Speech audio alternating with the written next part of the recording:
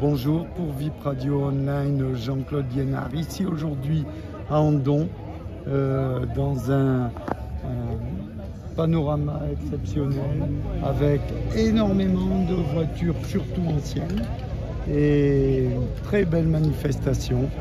Et on va un peu se balader là-dedans, et je vais vous donner mon palmarès des 5 bagnoles préférées dans ce parc. Alors en 5e position, je mettrai l'éternel, indémodable Alpine A110, qui nous rappelle la grande époque des rallyes, les victoires d'Andruet au Monte-Carlo, et forcément un coup de cœur pour ces amis.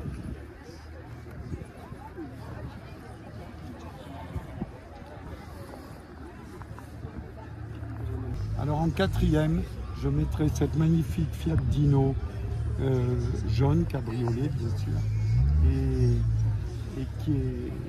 ça me plaît beaucoup parce que c'est mécanique Ferrari, ça reste Fiat légèrement plus abordable, et avec cette coupe un petit peu en vague, caractéristique des voitures des années 60, et avec un tableau de bord véritable bois, hein, pas du plastique comme le faux bois d'aujourd'hui, et un bon coup de cœur pour cette voiture là aussi.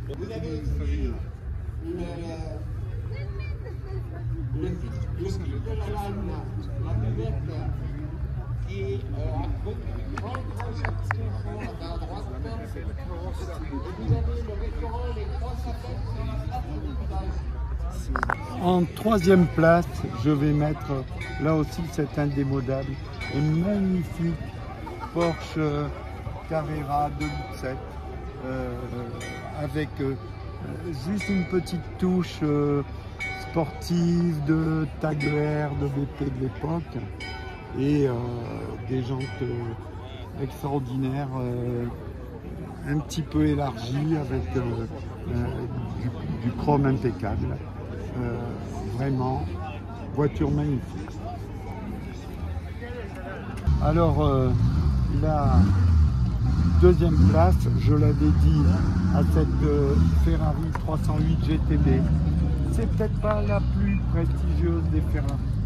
Après, on est quand même dans un contexte et dans un parc, je dirais, de passionnés un peu amateurs. Et donc, on n'aura pas des voitures de 5 ou 6 millions. Mais ça, c'est aussi une valeur sûre. C'est bien sûr dans la teinte rouge Ferrari. Là aussi, je fais un peu référence à mon pote Jean-Claude Andruet, qui a couru avec cette voiture-là, enfin pas celle-là en particulier, avec ce modèle, qui avait fait le championnat d'Europe en 81 ou 82, si ma mémoire est bonne, et qui a fait de véritables exploits, mais de toute façon avec une voiture très performante et qui en étonne toujours plus d'un, notamment en rallye, mais très belle pour aussi aller faire un petit tour au casino de Juan-les-Pins. Alors en première place, je mettrai ce magnifique roadster Mercedes 190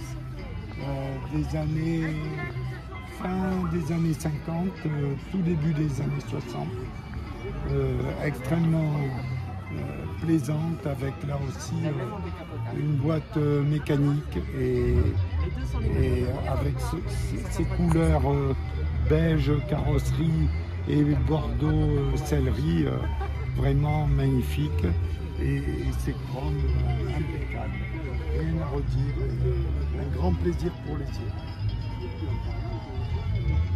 Et petit bonus avant de partir, je l'aurais mise dans le classement des 5, mais elle vient d'arriver, cette magnifique cabriolet Alfa Romeo, là aussi des années 50, début des années 60, qui nous rappelle tout ce cinéma italien, ces acteurs extraordinaires comme Mastroianni et Jean-Louis Trintignant, qui